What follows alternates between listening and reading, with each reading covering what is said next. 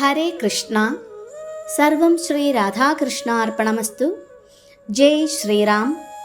വാൽമീകി രാമായണം സുന്ദരകാന്ഡം തുടർച്ച. ഈ നേരമത്രയും ചില്ലകൾക്കുള്ളിൽ മറഞ്ഞിരുന്ന അശോകവൃക്ഷത്തിനു താഴെ നടന്ന സംഭവങ്ങളും സംഭാഷണങ്ങളും ശ്രദ്ധിക്കുകയായിരുന്നു ഹനുമാൻ. സ്ഥിതിഗതികളെ ഹനുമാൻ ഇപ്രകാരം വിലയിരുത്തി. സീതയുടെ ബുദ്ധിശക്തി ഉത്കട ശോകത്താൽ മങ്ങിപ്പോയിരിക്കുന്നു. ആയതിനാൽ എത്രയും വേഗത്തിൽ സീതയെ സമീപിച്ച് ആശ്വസിപ്പിക്കുകയാണ് ഞാൻ അടുത്തതായി ചെയ്യേണ്ടത്. മാത്രമല്ല, സീതയ്ക്ക് ഒരു പ്രതീക്ഷയും നൽകാതെ ഞാൻ രാമചന്ദ്രൻ്റെ അരികിലേക്ക് മടങ്ങിപ്പോയാൽ തീർച്ചയായും അത് ഞാൻ ചെയ്യുന്ന വലിയൊരു അപരാധമായി മാറും. നിരാശ താങ്ങാനാകാതെ സീത ഏതു നിമിഷവും തൻ്റെ പ്രാണനൊടുക്കിയേക്കാം. പക്ഷേ കാവൽക്കാരികളുടെ മധ്യത്തിലകപ്പെട്ട സീതയോട് ഞാൻ എങ്ങനെയാണ് സംസാരിക്കുക? സാരമില്ല, എങ്ങനെയെങ്കിലും അത് സാധിപ്പിക്കണം. സീതയുടെ പക്കൽ നിന്ന് എന്തെങ്കിലും സന്ദേശമുണ്ടോ എന്ന് രാമൻ തീർച്ചയായും ചോദിക്കും. അപ്പോൾ ഒരു സന്ദേശവുമില്ല എന്നു ഞാൻ പറയുകയാണെങ്കിൽ സംശയമെന്നേ രാമൻ എന്നെ കോപാഗ്നിയിൽ ചുട്ടുചാമ്പലാക്കും. അതെ, രാമനും സീതയും രണ്ടുപേരും സന്ദേശങ്ങളുടെ ആശ്വാസത്തിനായി ദാഹിച്ചിരിക്കുന്നവരാണ്. ഞാനത് അവർക്ക് നൽകുക തന്നെ വേണം. കാവൽക്കാർ അശ്രദ്ധരായി ഇരിക്കുമ്പോൾ സീതയെ സമീപിക്കാം.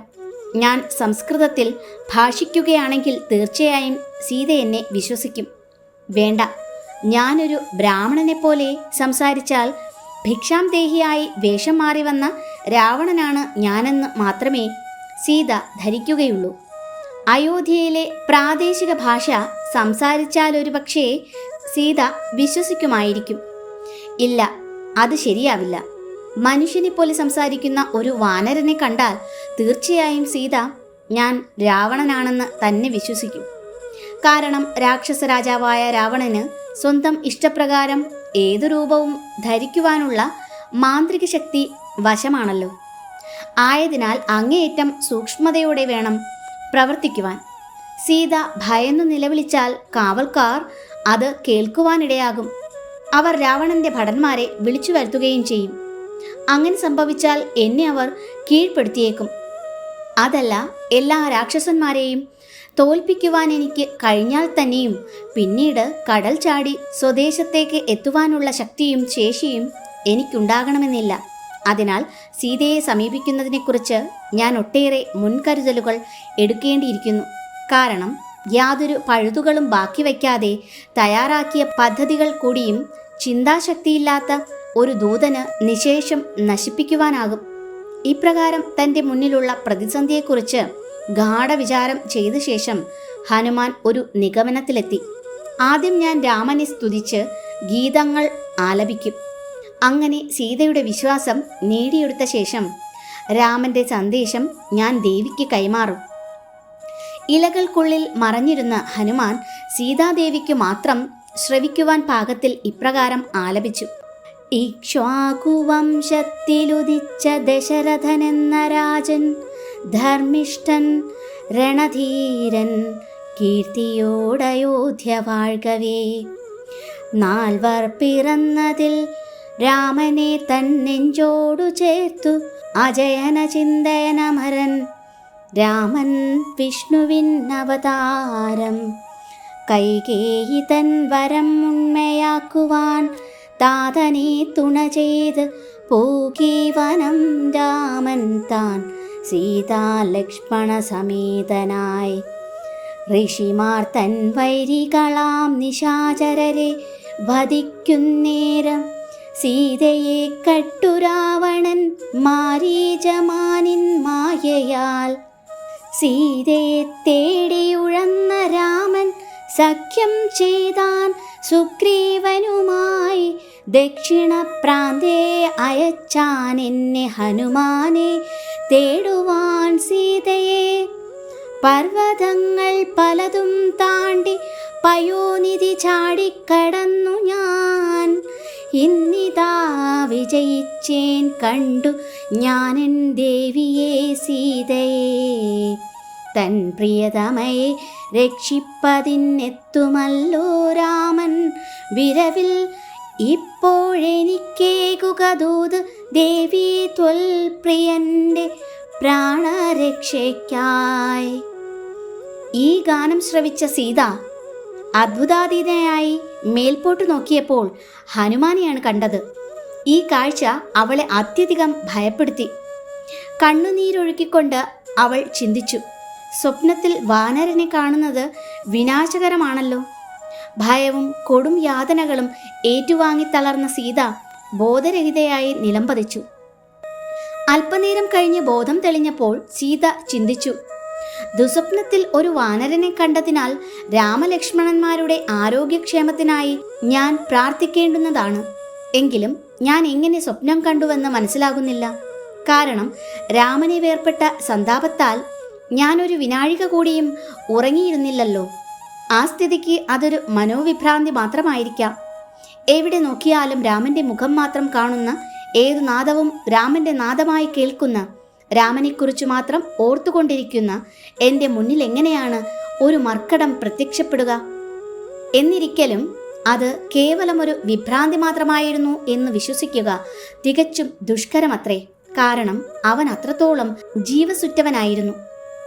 അപ്പോഴേക്കും ഹനുമാൻ മരത്തിൽ നിന്നിറങ്ങി വന്നു. കൂപ്പുകൈകളോടെ സീതയുടെ മുന്നിൽ നിന്ന് ഹനുമാൻ ആരാഞ്ഞു, ഭവതി ആരാണ്? ദേവതയെ പോലെ ഇരിക്കുന്നതിനാൽ അവിടുന്ന് രാമസഹധർമ്മിണിയായിരിക്കുമെന്ന് ഞാൻ കരുതുന്നു. രാമൻ എന്ന പദം ശ്രവിച്ചതും ആഹ്ലാദചിത്തയായ സീത സ്വന്തം ജീവിത ഗാഥ ഹനുമാന്റെ മുന്നിൽ അവതരിപ്പിച്ചു. എത്രയോ കാലങ്ങൾക്കു ശേഷം സീത കണ്ടുമുട്ടിയ ആദ്യത്തെ മിത്രമായിരുന്നുവല്ലോ ഹനുമാൻ. അതിനാൽ ശങ്കയേതുമില്ലാതെ അവൾ പറഞ്ഞു, രാവണൻ എനിക്ക് 2 മാസങ്ങൾ കൂടിയേ ആയുസ് തന്നിട്ടുള്ളൂ. അതിനുള്ളിൽ രാമൻ ഇവിടെ വന്നു ചേർന്നില്ല എങ്കിൽ ഞാൻ എൻ്റെ ജീവൻ സ്വമേധയാ ത്യജിക്കുന്നതാണ്. സീത സംസാരിച്ചതിനാൽ ഹനുമാന്റെ ആത്മവിശ്വാസം ഏറി വന്നു. രാമൻ സൗഖ്യമായിരിക്കുന്നുവെന്ന് രാമദൂതനായി ഇവിടേക്ക് വന്ന എനിക്ക് ഉറപ്പ് നൽകാനാകും. ദേവിയെ തേടിക്കണ്ടുപിടിച്ച് ക്ഷേമമറിയിക്കുന്നതിനായിട്ടാണ് എന്നെ അദ്ദേഹം ഇങ്ങോട്ടയച്ചത്, ഹനുമാൻ പറഞ്ഞു.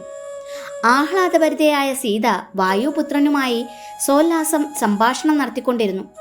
സീതയുടെ ഭാഷണത്തിൽ ലയിച്ച ഹനുമാൻ സ്വയമറിയാതെ സീതയുടെ അരികിലേക്ക് നീങ്ങിയിരുന്നു. ഇത് ശ്രദ്ധിച്ച സീത വളരെ പെട്ടെന്ന് ഒരു സംശയത്തിന് അടിമയായി.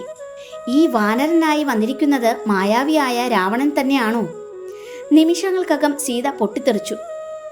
ഞാൻ വീണ്ടും നിന്റെ കബളിപ്പിക്കലിന് ഇരയായതിൽ എനിക്ക് എന്നോട് തന്നെ അറപ്പും വെറുപ്പും തോന്നുന്നു. ദുഃഖഭാരത്താൽ തളർന്ന് നിലത്തു വീഴവേ അവളുടെ മനസ്സ് മറ്റൊരു കോണിലൂടെ ചിന്തിച്ചു തുടങ്ങി. ഒരുപക്ഷെ ഇത് സത്യമായിട്ടും രാമനയച്ച ദൂതൻ തന്നെയാവാം. കാരണം വാനരത്തെ കാണുമ്പോൾ എൻ്റെ ഹൃദയത്തിൽ സന്തോഷമാണ് നിറയുന്നത്. ഇപ്രകാരം മനോനിയന്ത്രണം തിരിച്ചെടുത്ത സീത വീണ്ടും ആദരപൂർവം ആഞ്ജനേയനോട് അരുളി, രാമനെക്കുറിച്ച് കൂടുതൽ വിവരങ്ങൾ അറിയാൻ ആകാംക്ഷയുണ്ടെനിക്ക്. രാമനെക്കുറിച്ചുള്ള അങ്ങയുടെ വിവരണം എൻ്റെ കാതുകൾക്കും ഹൃദയത്തിനും എന്തുമാത്രം ആനന്ദം പകർന്നുവെന്നോ. യഥാർത്ഥത്തിൽ രാമവിരഹത്താൽ സീത ഒരു ഉന്മാദാവസ്ഥയിൽ എത്തിയിരുന്നു. അവളുടെ വാക്കുകൾ തന്നെയായിരുന്നു അതിൻ്റെ ഉദാഹരണം. മനോനിയന്ത്രണം നഷ്ടപ്പെട്ട ഒരാളെപ്പോലെ അവൾ ഊഹാപോഹങ്ങളിൽ മുഴുകി. ഒരുപക്ഷെ ഈ വാനരം ഒരു പിശാചായിരിക്കാം. എൻ്റെ കഠിനതാപം എന്നെ ഉന്മാദാവസ്ഥയിൽ എത്തിച്ചിരിക്കുന്നു എന്നെനിക്ക് അറിവുണ്ട്. പാടില്ല, ഞാൻ ഈ വഴിക്ക് ചിന്തിക്കുവാൻ പാടില്ല. എൻ്റെ അശാന്തിയടഞ്ഞ മനസ്സിന് ഞാൻ അടിമപ്പെടുന്നത് ഒട്ടും ശരിയല്ല. ഇവൻ്റെ സംസാരത്തിൽ നിന്നെനിക്ക് മനസ്സിലാക്കുന്നത് ഇവൻ സത്യമായിട്ടും രാമൻ്റെ സന്ദേശവാഹകൻ തന്നെയാണ് എന്നത്രേ. എന്നിരിക്കലും കേവലമൊരു വാനരന് കടൽ ചാടിക്കടന്ന് ലങ്കയിലെത്താനാകുമെന്ന് ഞാൻ എങ്ങനെയാണ് വിശ്വസിക്കുക? നിശ്ചയമായും ഇത് വേഷപ്രച്ഛന്നനായി വന്ന രാവണൻ തന്നെയാവണം. സീതയുടെ സന്ദേഹങ്ങൾ വേണ്ട പോലെ മനസ്സിലാക്കിയ ഹനുമാൻ രാമനെ പല രീതിയിലും പ്രകീർത്തിച്ച് സീതയെ സംശയവിമുക്തയാക്കുവാൻ യത്നിച്ചു. അത്തരുണത്തിൽ സീത ഒരു അപേക്ഷ മുന്നോട്ട് വച്ചു. നിങ്ങൾ എങ്ങനെയാണ് രാമനെ കണ്ടുമുട്ടിയതെന്ന് വെളിപ്പെടുത്തുക. രാമലക്ഷ്മണന്മാരുടെ അംഗപ്രത്യംഗ വർണ്ണനയും എനിക്ക് നൽകുക. ഒരു അമാന്തവും വരുത്താതെ ഹനുമാൻ വളരെ ഭംഗിയായി രാമലക്ഷ്മണന്മാരെ അവതരിപ്പിച്ചു. പിന്നീട് അദ്ദേഹം പറഞ്ഞു, ആ 2 സഹോദരന്മാരെയും ഋഷ്യമൂക പർവ്വതത്തിൽ വച്ചാണ് ഞാൻ ആദ്യമായി സന്ധിച്ചത്. വാനരങ്ങളുടെ മധ്യത്തിലേക്ക് ഭവതി വലിച്ചെറിഞ്ഞ ആഭരണങ്ങൾ കണ്ടപ്പോൾ രാമന്റെ നയനങ്ങൾ ആനന്ദബാഷ്പം തൂക്കി. സുഗ്രീവനുമായി സുഹൃത്ബന്ധം സ്ഥാപിക്കുവാനായി രാമൻ ബാലിയെ നിഗ്രഹിച്ചു. ഇതിന് പ്രത്യുപകാരാർത്ഥം സുഗ്രീവൻ ലോകമെമ്പാടും ഒരു സീതാന്വേഷണ യജ്ഞം വ്യാപിപ്പിച്ചു. ലക്ഷക്കണക്കിന് വാനരങ്ങളെയാണ് അതിലേക്ക് വിനിയോഗിച്ചത്. എൻ്റെ ഭാഗ്യാതിരേകത്താൽ ഭവതിയെ ഈ വിദൂരഭൂമിയിൽ ഞാൻ കണ്ടെത്തുകയും ചെയ്തു. എൻ്റെ നാമധേയം ഹനുമാൻ എന്നാണ്. ശക്തിമാനായ കേസരി എന്ന വാനരശ്രേഷ്ഠൻ്റെ ഭാര്യയിൽ വായു ഭഗവാൻ ജനിപ്പിച്ച മകനാണ് ഞാൻ. രാമൻ്റെ കേശാദിപാത വർണ്ണന ശ്രവിച്ച സീതയ്ക്ക് ഹനുമാന്റെ സത്യസന്ധതയിൽ വിശ്വാസമുറച്ചു. സന്തോഷാശ്രു പൊഴിച്ചുകൊണ്ട് സീത ഇരിക്കവേ ഉൾവളയത്തിൽ രാമനാമം കുത്തിയ മോതിരം ഹനുമാൻ സീതയ്ക്ക് നൽകി. രാമൻ നേരിട്ട് വന്നതുപോലെ ഒരു ആനന്ദമൂർച്ചയാണ് സീതയുടെ വിടർന്ന വദനത്തിൽ ദൃശ്യമായത്. സീത പറഞ്ഞു, ഹനുമാൻ, ഈ സമ്മാനത്തിൻ്റെ പേരിൽ ഞാൻ അങ്ങയ്ക്ക് ആജീവനാന്തം കടപ്പെട്ടിരിക്കുന്നു. എനിക്ക് വേണ്ടി താങ്കൾ ഇവിടം വരെ വന്നു എന്ന വസ്തുത തന്നെ താങ്കളുടെ മനസ്സിൻ്റെ വിശാലതയെയാണ് കുറിക്കുന്നത്. രാമനെക്കുറിച്ച് കൂടുതൽ അറിയുവാൻ ഞാൻ ആഗ്രഹിക്കുന്നു ഹനുമാൻ. കൂപ്പുകൈകളോടെ ഹനുമാൻ ഉത്തരം നൽകി. ഭവതി എവിടെയാണെന്നറിയാതിരുന്നത് കൊണ്ട് മാത്രമാണ് രാമൻ ഇതേവരെ വന്ന് മോചിപ്പിക്കാത്തത്. ദേവി കൂടെയില്ലാത്ത ഒരു നിമിഷം പോലും രാമന് സമാധാനം നൽകിയിട്ടില്ല. ഞാൻ മടങ്ങിപ്പോയി ദേവിയുടെ വിവരം നൽകിയാലുടൻ തന്നെ രാമൻ പറന്നുവന്ന് രാവണ നിഗ്രഹം ചെയ്ത് ദേവിയെ രക്ഷിക്കും എന്ന വസ്തുതയിൽ സംശയലേശം വേണ്ട. സീത അക്ഷമയോടെ ഓർമ്മിപ്പിച്ചു. സന്ദർഭത്തിൻ്റെ ഗൗരവം വേണ്ടവിധത്തിൽ അങ്ങ് രാമനെ ധരിപ്പിക്കണം. ഇനി 2 മാസം മാത്രമേ ഞാൻ ജീവനോടിരിക്കുകയുള്ളൂ. അതുകഴിഞ്ഞാൽ രാവണൻ എന്നെ വധിക്കും. രാവണന്റെ കനിഷ്ഠ സഹോദരനായ വിഭീഷണൻ പലവരു ആവർത്തിച്ച് അപേക്ഷിച്ചു കഴിഞ്ഞു എന്നെ രാമന്റെ അരികിലേക്ക് മടക്കി അയക്കുവാൻ. വിഭീഷണന്റെ മൂത്തപുത്രി കല എന്നോട് പറയുകയുണ്ടായി, അവിന്ധ്യ എന്ന വന്ധ്യവയോധികനായ മന്ത്രി രാമനാൽ രാക്ഷസകുലാന്ത്യം സംഭവിക്കുമെന്ന് രാവണന് മുന്നറിയിപ്പ് നൽകിയെന്ന്. പക്ഷേ ആരൊക്കെ എന്തൊക്കെ പറഞ്ഞിട്ടും രാവണൻ അണുവിടയ്ക്ക് പോലും അനുസരണ കാട്ടുന്നില്ലത്രേ. ഹനുമാൻ സൂചിപ്പിച്ചു, ഭവതി തൽപരയാണെങ്കിൽ ഞാൻ ഇപ്പോൾ തന്നെ ഭവതിയെ എൻ്റെ ചുമലിലേറ്റി കിഷ്കിന്ധയിലേക്ക് പറന്ന് രാമന്റെ സമീപമെത്തിക്കാം. സമുദ്രത്തിനുപരി പറക്കുന്ന എൻ്റെ ഒപ്പമെത്താൻ രാക്ഷസന്മാർക്കൊന്നും സാധിക്കുകയില്ല എന്നെനിക്കുറപ്പുണ്ട്. ഈ നിർദ്ദേശം കേട്ട സീത കോരിത്തരിച്ചുപോയി. എങ്കിലും അവൾ ഇങ്ങനെയാണ് പ്രതികരിച്ചത്. മർക്കടന്മാരുടെ ചപല മനസ്സിന് അങ്ങേയറ്റം ചേരുന്ന വിധത്തിലുള്ള ഒരു പദ്ധതിയാണ് താങ്കൾ ഇപ്പോൾ അവതരിപ്പിച്ചത്. ഇത്രയും കുറിയവനായ താങ്കൾ എങ്ങനെയാണ് എന്നെയും ചുമലിലേറ്റി സാഗരം താണ്ടുന്നത്? ഈ അഭിപ്രായം ഹനുമാനെ തെല്ല് അപമാനിതനാക്കി. അദ്ദേഹം ഓർത്തു, സീതയ്ക്ക് എന്നെക്കുറിച്ച് എത്ര വില കുറഞ്ഞ അഭിപ്രായമാണുള്ളത്. സീതയെ തൻ്റെ സാമർഥ്യം ധരിപ്പിക്കുന്നതിനായി ഹനുമാൻ സ്വന്തം അമാനുഷ്യ രൂപം ആവാഹിച്ചു.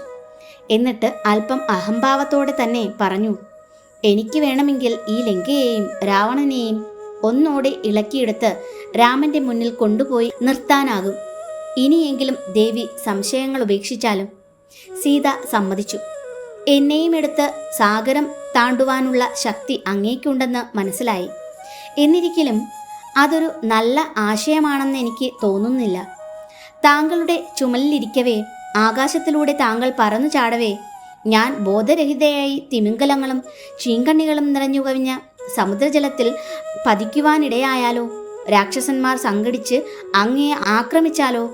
അവരുമായി യുദ്ധം ചെയ്യുന്നതിൽ ദത്തശ്രദ്ധനായി അങ്ങിരിക്കുമ്പോൾ എനിക്ക് എന്തും സംഭവിക്കും. സർവ്വരാക്ഷസരെയും താങ്കൾ കൊന്നൊടുക്കുമെന്ന് തന്നെ ഇരിക്കട്ടെ, അത് രാമന് ദുഷ്കീർത്തിപരമാവുകയുള്ളൂ. മാത്രമല്ല, പതിവ്രതയായ ഞാൻ രാമനെയല്ലാതെ മറ്റൊരു പുരുഷനെ സ്പർശിക്കുവാൻ കൂടിയും ഇഷ്ടപ്പെടുന്നില്ല. രാവണൻ എന്നെ കടത്തിക്കൊണ്ടുവന്നപ്പോൾ ഞാൻ തികച്ചും അശരണയായിരുന്നു. എനിക്ക് മറ്റു മാർഗങ്ങളൊന്നും ഉണ്ടായിരുന്നില്ല. പക്ഷേ ഇപ്പോൾ രാമൻ നേരിട്ട് വന്ന് നീചനായ രാവണനെ കൊല ചെയ്തു തന്നെ എന്നെ രക്ഷിക്കണം. രാമന്റെ യശസ് നിലനിർത്തുവാനും വർദ്ധിപ്പിക്കുവാനും ഈ കർമ്മം അത്യന്താപേക്ഷിതമാണ്. ഹനുമാന് അത് ശരിയാണെന്ന് തോന്നി. രാമന്റെ പരിശുദ്ധിയും ധർമ്മിഷ്ഠയുമായ പത്നിക്ക് അങ്ങേയറ്റം യോജിച്ച മനോവികാരങ്ങളാണ് ദേവി ഇപ്പോൾ പ്രകടിപ്പിച്ചത്. ഞാൻ അവയെ വിലമതിക്കുന്നു. ആയതുകൊണ്ട് ഞാൻ എത്രയും വേഗേന രാമന്റെ അരികിലെത്തുവാൻ ശ്രമിക്കാം. പക്ഷേ ഞാൻ ദേവിയെ യഥാർത്ഥമായും സന്ധിക്കുകയുണ്ടായി എന്ന് രാമനെ വിശ്വസിപ്പിക്കാൻ പാകത്തിൽ എന്തെങ്കിലും ഒരു അടയാളം ദേവി തരിക. നിറമിഴികളോടെ സീത മന്ത്രിച്ചു. രാമനിൽ വിശ്വാസം ജനിപ്പിക്കുവാൻ പ്രാപ്തമായ ഒരു സംഭവം ഞാൻ താങ്കൾക്ക് ചൊല്ലിത്തരാം. ചിത്രകൂടവാസത്തിനിടയ്ക്ക് ഒരു ദിനം ജലക്രീഡ കഴിഞ്ഞ് ഈറനായ ശരീരവുമായി രാമൻ എൻ്റെ മടിത്തട്ടിൽ ശിരസ് ചേർത്ത് മയങ്ങി. അന്നേരം ഒരു കാക്ക പറന്നു വന്ന് എന്നെ കൊത്തി. എൻ്റെ മാംസം ഭക്ഷിക്കുവാൻ തീരുമാനമെടുത്ത കണക്കെ ആ കാക്കൻ അവിടെ തന്നെ ചുറ്റിപ്പറന്നു നിന്നു. കല്ലെടുത്ത് ഞാനതിനെ എറിഞ്ഞുവെങ്കിലും അത് നിഷ്ഫലമായി. കോപത്തോടെ കാക്കയെ ഓടിക്കുന്നതിനായി എൻ്റെ അരഞ്ഞാണം ഞാൻ അഴിച്ചെടുത്തപ്പോൾ അതിനാൽ ബന്ധിക്കപ്പെട്ടിരിക്കുന്ന എൻ്റെ വസ്ത്രവും അഴിഞ്ഞ് നിലത്ത് വീഴുവാനിടയായി. അപ്പോൾ കോപത്താൽ ചുവന്ന മുഖം കണ്ട് അദ്ദേഹം എന്നെ പരിഹസിച്ച് ചിരിച്ചു. വീണ്ടും കാകൻ എന്നെ ആക്രമിക്കുവാനെത്തി. ഞാൻ രാമൻ്റെ മടിത്തട്ടിൽ അഭയം പ്രാപിച്ചപ്പോൾ എൻ്റെ വദനത്തിലെ കണ്ണുനീർ തുടച്ചുമാറ്റി എന്നെ ആശ്വസിപ്പിച്ചു. ക്ഷീണപരവശയായി ഞാൻ അദ്ദേഹത്തിൻ്റെ കരങ്ങൾക്കുള്ളിൽ മയങ്ങിക്കിടന്നു. അല്പസമയത്തിനകം അദ്ദേഹവും ഉറക്കത്തിലാണ്ടു. ഈ സന്ദർഭം മുതലാക്കി കാക്ക അതിവേഗം പറന്നിറങ്ങി എൻ്റെ സ്തനങ്ങൾക്ക് നടുവിലായി അതിൻ്റെ വളഞ്ഞുകൂർത്ത നഖങ്ങളാൽ കഠിനമായ ഒരു മുറിവേൽപ്പിച്ചു. ഞാൻ ഞെട്ടിയുണർന്നപ്പോൾ ആ പക്ഷി വീണ്ടും എന്നെ കൊത്തിപ്പറിച്ചു. തത്ഫലമായി രാമനും ഉണർന്നു. എൻ്റെ സ്തനങ്ങളിൽ നിന്നും ചീറ്റിയ രക്തം രാമൻ്റെ ശരീരത്തിൽ പതിച്ചിരുന്നു. ആ മുറിവുകൾ കണ്ട രാമൻ കോപാന്ധനായി ആരാണതിന് ഉത്തരവാദി എന്നെന്നോട് ചോദിച്ചു. ഞാൻ ഉത്തരം നൽകുന്നതിന് മുമ്പ് തന്നെ കാൽനഖങ്ങളിൽ നിന്ന് ഇറ്റിറ്റ് വീഴുന്ന ചോരയുമായി അല്പം അകലെ ഇരിക്കുന്ന കാകനെ രാമൻ കണ്ടു. രോഷത്തോടെ രാമൻ ദർഭക്കൂട്ടത്തിൽ നിന്ന് ഒന്നെടുത്ത് അതിന് ബ്രഹ്മാസ്ത്രത്തിന്റെ ശക്തി നൽകി ആകാശത്തിലേക്ക് ഉയർന്നു പറന്ന കാക്കയുടെ നേർക്ക് പ്രയോഗിച്ചു. ആ കാക്ക യഥാർത്ഥത്തിൽ ഇന്ദ്രപുത്രനായ ജയന്തനായിരുന്നു. ബ്രഹ്മാസ്ത്രം പിന്തുടർന്നപ്പോൾ കാക്ക ഭൂമണ്ഡലമാകെ അഭയം തേടി അലഞ്ഞു. സ്വന്തം അച്ഛനു പോലും അവനെ രക്ഷിക്കുവാനായില്ല. അവസാനം കാക്ക വന്ന് രാമന് തന്നെ അഭയം പ്രാപിച്ചു. ഭൂതതയുള്ള രാമൻ പറന്നു തളർന്ന കാക്കയ്ക്ക് മാപ്പേകി. പക്ഷേ ബ്രഹ്മാസ്ത്രം നിഷ്ഫലമാക്കാനാവുകയില്ല. എങ്ങോട്ടെങ്കിലും അയച്ചേ മതിയാവൂ. അങ്ങനെ പറഞ്ഞുകൊണ്ട് രാമൻ അത് കാക്കയുടെ വലതു കണ്ണിലേക്ക് പ്രയോഗിച്ച് നശിപ്പിച്ചു. അങ്ങനെ ഒരു കണ്ണു നൽകി തൻ്റെ ജീവൻ രക്ഷിച്ച കാക്ക രാമനെ താണുവണങ്ങിയ ശേഷം യാത്രയായി. ഈ കഥ വിവരിച്ചു തീർന്നതും സീത അത്യന്തം ഖിന്നയായി. കണ്ണുനീർ ചൊരിഞ്ഞുകൊണ്ട് അവൾ പറഞ്ഞു, വെറുമൊരു നിസാരമായ കാക്കയ്ക്കു നേരെ ബ്രഹ്മാസ്ത്രം പ്രയോഗിച്ച രാമൻ എന്തുകൊണ്ടാണിന്ന് ആക്രമിക്കാത്തത്? രാമന് എന്നോട് യാതൊരു സ്നേഹവുമില്ലേ? പൂർവജന്മ കർമ്മഫലമായിട്ടായിരിക്കാം ഞാൻ ഈ അവഗണന രാമനിൽ നിന്ന് അനുഭവിക്കേണ്ടി വന്നത്. സീതയെ സമാധാനിപ്പിക്കുവാനായി ഹനുമാൻ പറഞ്ഞു, അലയോ ദേവി, ഭവതിയെ പിരിഞ്ഞ വേദനയാൽ ദുഃഖസാഗരത്തിനടിത്തട്ടിൽ മുങ്ങിക്കിടക്കുകയാണ് രാമൻ എന്നതിന് ഞാൻ സാക്ഷി. ദയവു ചെയ്ത് അദ്ദേഹത്തിന് കൊടുക്കുവാൻ എന്തെങ്കിലും ഉപഹാരം എനിക്കിപ്പോൾ തന്നാലും. ദീർഘനിശ്വാസത്തോടെ സീത ഉരുവിട്ടു. ഇപ്പോൾ മാത്രമാണ് ഞാൻ രക്ഷപ്പെട്ടേക്കും എന്ന പ്രതീക്ഷ എനിക്കുണ്ടായത്. പക്ഷേ രാമനെ ഒരു വസ്തുത ദൃഢമായി ബോധ്യപ്പെടുത്തണം. അതായത് 1 മാസത്തിനകം അദ്ദേഹം വന്നു ചേർന്നില്ലെങ്കിൽ ഞാൻ നിശ്ചയമായും ആധിയാൽ മരണപ്പെടുമെന്ന്. ഇത്രയും പറഞ്ഞ ശേഷം സീത വസ്ത്രത്തിനുള്ളിൽ പൊതിഞ്ഞു സൂക്ഷിച്ചിരുന്ന ഒരു ചൂടാമണി പുറത്തെടുത്തു. സീതയുടെ ശിരസിന് അലങ്കാരമായിരുന്ന ഒരു ഉത്കൃഷ്ട രത്നമായിരുന്നു അത്.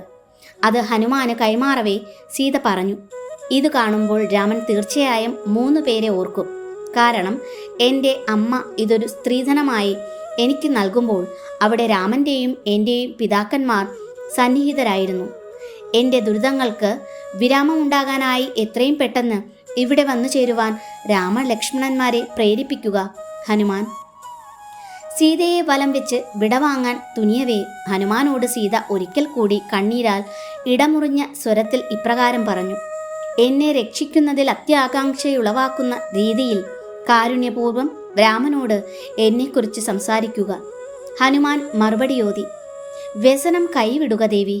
എത്രയും പെട്ടെന്ന് രാമലക്ഷ്മണന്മാരും സർവ്വവാനരവീരന്മാരും ഇവിടേക്ക് വന്ന് രാവണനെ വകവരുത്തുന്നത് ദേവി കാണുക തന്നെ ചെയ്യും. അപ്പോൾ സീത മറ്റൊരു അപേക്ഷ നൽകി, ഒരു ദിനം കൂടി താങ്കൾ ഇവിടെ തങ്ങുകയാണെന്ന് വരികിൽ എൻ്റെ അസഹനീയമായ യാതനകളിൽ നിന്ന് അല്പം ആശ്വാസം ലഭിക്കുമായിരുന്നു. ഓ, ഞാൻ എന്തിനാണിങ്ങനെ പ്രതീക്ഷകൾ വളർത്തുന്നത്? വാനരങ്ങൾക്ക് എങ്ങനെയാണ് സാഗരം താണ്ടാനാവുക? രാമലക്ഷ്മണന്മാർക്ക് കൂടിയും അത് സാധ്യമാണോ എന്ന കാര്യത്തിൽ എനിക്ക് സന്ദേഹമുണ്ട്. ഗരുഡൻ, വായു ഭഗവാൻ, പിന്നെ താങ്കൾ, മറ്റാർക്കും അതിനുള്ള കഴിവുണ്ടെന്ന് ഞാൻ കരുതുന്നില്ല. ഹനുമാൻ, താങ്കൾക്കെന്നെ ഏകനായി നിഷ്പ്രയാസം രക്ഷിക്കാനാവുമെന്നെനിക്ക് വിശ്വാസമുണ്ട്. എന്നിരിക്കലും ഞാൻ അങ്ങയോട് അഭ്യർത്ഥിക്കുകയാണ്, എങ്ങനെയെങ്കിലും രാമനെ ഉത്സാഹിപ്പിച്ച് എല്ലാ രാക്ഷസന്മാരെയും കാലപുരിക്കയച്ച് എന്നെ മോചിപ്പിക്കുവാൻ. അങ്ങനെ അദ്ദേഹം കാലാതീതമായ യശസ്സിന് ഉടമയാവട്ടെ. ഹനുമാനാകട്ടെ വിനീതമായി മറുപടി ചൊല്ലി. സീതയെ നൈരാശ്യക്കയങ്ങളിൽ നിന്ന് മോചിപ്പിക്കുവാൻ ശ്രമിച്ചു. സുഗ്രീവന്റെ സൈന്യത്തിലെ എല്ലാ വാനരങ്ങളും എന്നെപ്പോലെയോ ഒരുപക്ഷെ എന്നെക്കാളുമോ ധീരന്മാരും പരാക്രമികളുമത്രേ. ആയതിനാൽ അവർ കടൽ താണ്ടി ലങ്കയിലെത്തുമെന്ന കാര്യത്തിൽ ദേവിക്ക് യാതൊരു ആശങ്കയും വേണ്ട. മാത്രമല്ല, എന്നെപ്പോലുള്ള നിസാരന്മാരെയാണ് എപ്പോഴും ദൂതിനയക്കാറുള്ളത് എന്നും ഭവതി മനസ്സിലാക്കിയാലും. അതിനാൽ എന്നത്തേക്കുമായി ഭവതിയുടെ സംശയങ്ങൾ ദൂരീകരിക്കുക. ആവശ്യമെന്ന് തോന്നുന്ന പക്ഷം രാമലക്ഷ്മണന്മാരെ എൻ്റെ ഇരുതോളുകളിലുമേറ്റി ഞാൻ ഇവിടേക്ക് കൊണ്ടുവരുന്നതാണ്. സീത വീണ്ടും അപേക്ഷിച്ചു. ഹനുമാൻ, എൻ്റെ മോചനം എത്രയും ത്വരിതപ്പെടുത്തുക. ഈ യാതനകളും ദുരിതങ്ങളും ഇനിയും എത്ര നാൾ താങ്ങുവാൻ കഴിയുമെന്ന കാര്യത്തിൽ എനിക്ക് ആശങ്കയുണ്ട്. ഞാനിതാ രാമന് മറ്റൊരു സന്ദേശം കൂടി നൽകുന്നു.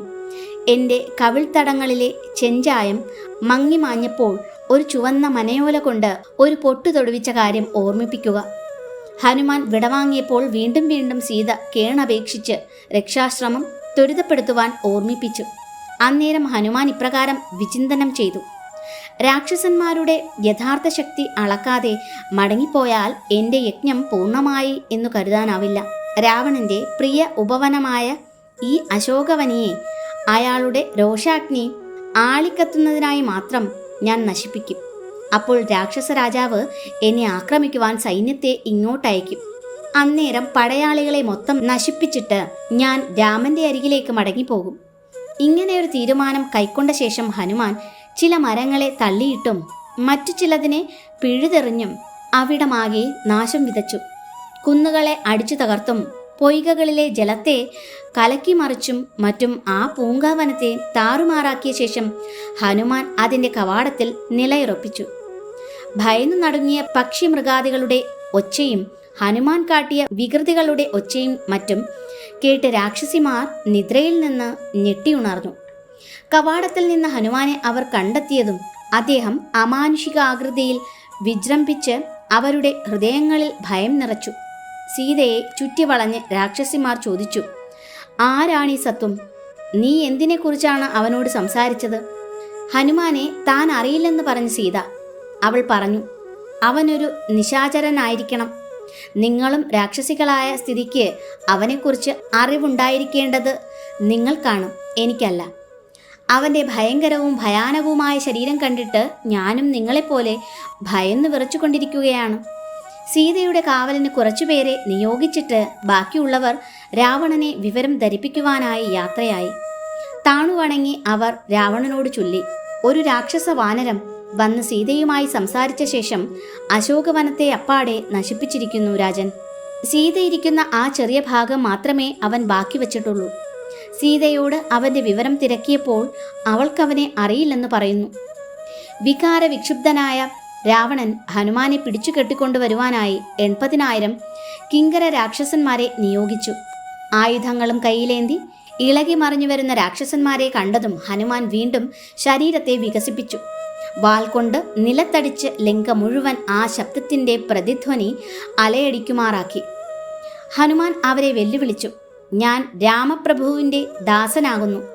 എനിക്ക് തോന്നിയാൽ 1 അല്ല 1000 രാവണന്മാരെ കൊന്നൊടുക്കുവാൻ എനിക്ക് കഴിയും. ഇത്രയും പറഞ്ഞിട്ട് ഹനുമാൻ അത്യുച്ചത്തിൽ അലറി.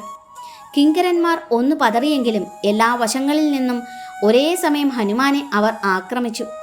അരികിൽ കിടന്ന ഒരു ഇരുമ്പു കമ്പിയെടുത്ത് ആകാശത്തിലൂടെ പറന്ന് വളരെ കുറഞ്ഞ സമയത്തിനുള്ളിൽ അവരെ ഒന്നടങ്കം കൊന്നുതള്ളി ആഞ്ജനേയൻ.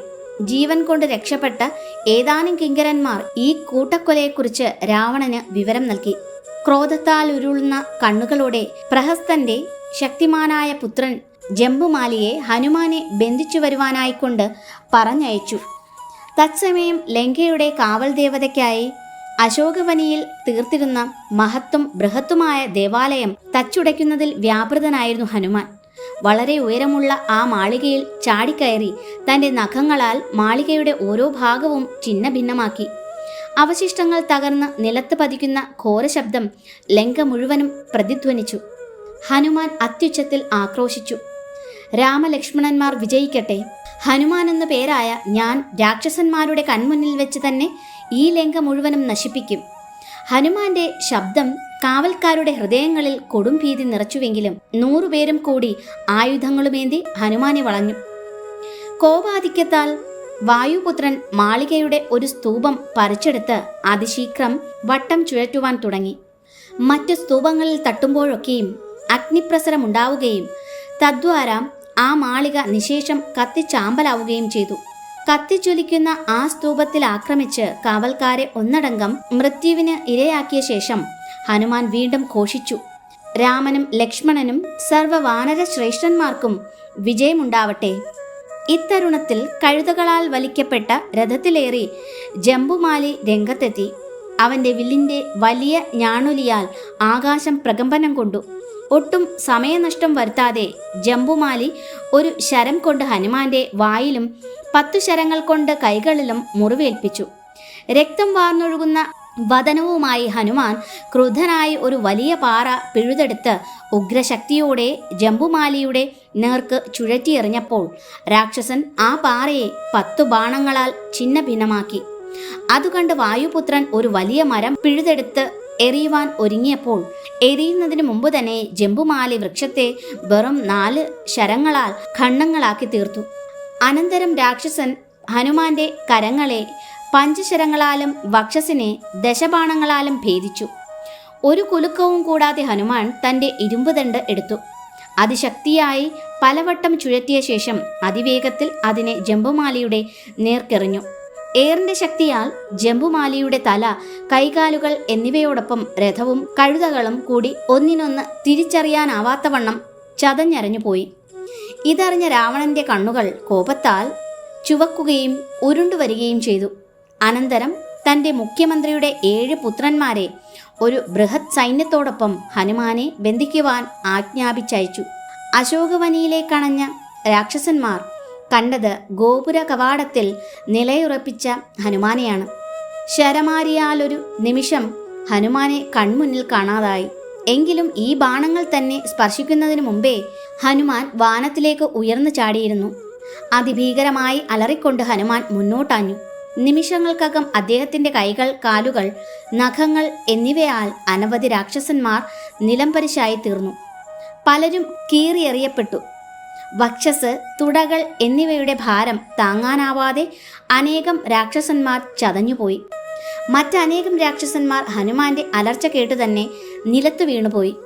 മുഖ്യമന്ത്രിയുടെ 7 പുത്രന്മാരും ശവങ്ങളായി തീർന്നപ്പോൾ ബാക്കിയുള്ള ഭടന്മാർ ഭീതി പൂണ്ട് തിരിഞ്ഞോടി. ഹനുമാനാകട്ടെ ഗോപുര കവാടത്തിങ്കൽ മടങ്ങി വന്നു നിന്നു, ശത്രുക്കളെ പ്രതീക്ഷിച്ചുകൊണ്ട്. അടുത്തതായി രാവണൻ നിയോഗിച്ചത് തൻ്റെ 5 സൈന്യത്തലവന്മാരെയാണ്, ഒപ്പം ഒരു വലിയ പട്ടാളത്തെയും. എന്നിട്ടയാൾ നിർദ്ദേശിച്ചു, നിങ്ങൾ ഈ ഹനുമാനെ പിടിച്ചടക്കണം. കാരണം അവനൊരു അതിമാനുഷ്യനായിരിക്കുവാനാണ് സാധ്യത. ഒരിക്കലും കേവലമൊരു മർക്കടമാവില്ല അവൻ. ഹനുമാനെ വളഞ്ഞു നിന്ന ഉടൻ ദുർധരൻ എന്ന സൈന്യത്തലവൻ 5 ശരങ്ങളാൽ ഹനുമാന്റെ നെറ്റിത്തടം തുളച്ചു. ഹനുമാനാകട്ടെ തൻ്റെ ശരീരം അതിബൃഹത്തായി വികസിപ്പിച്ച് വാനത്തിലേക്ക് ഉയർന്നു ചാടി ദുർധരന്റെ രഥത്തിനുമേലെ വന്നു വീണു. ആ ആഘാതത്തിൽ രഥവും ദുർധരനും കുതിരകളും ചതഞ്ഞരഞ്ഞുപോയി.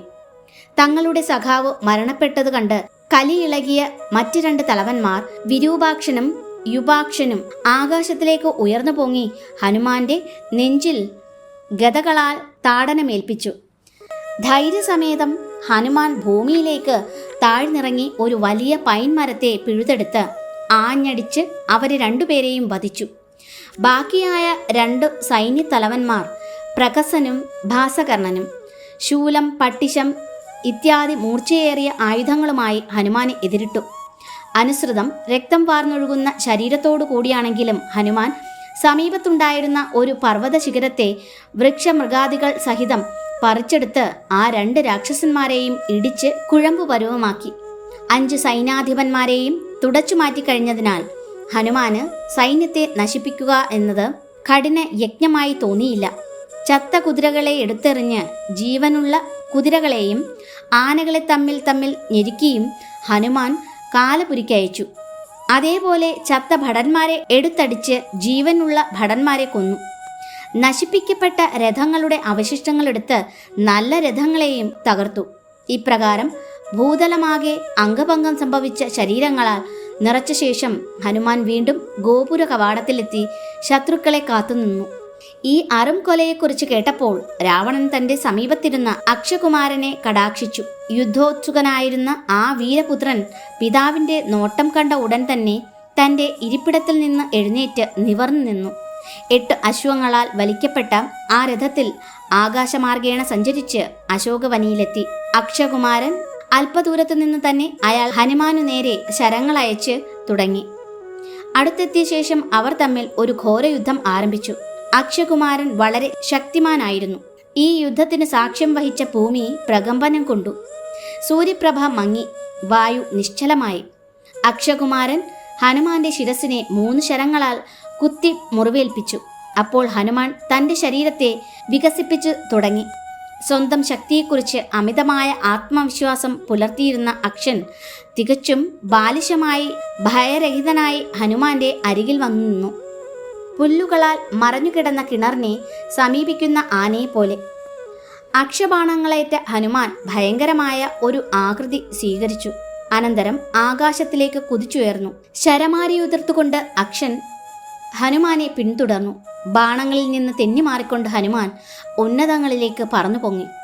ഹനുമാന്റെ വക്ഷസിനെ പിളർക്കുമാറ് അക്ഷനയച്ച അമ്പേറ്റ ഹനുമാൻ ഉള്ളാലെ അക്ഷകുമാരന്റെ യുദ്ധസാമർഥ്യത്തെ പ്രകീർത്തിച്ചു. അനന്തരം ഇപ്രകാരം ചിന്തിച്ചു: ചെറിയ കുട്ടിയാണെങ്കിലും ഈ രാക്ഷസൻ അതിസമർത്ഥനായി യുദ്ധം ചെയ്യുന്നു.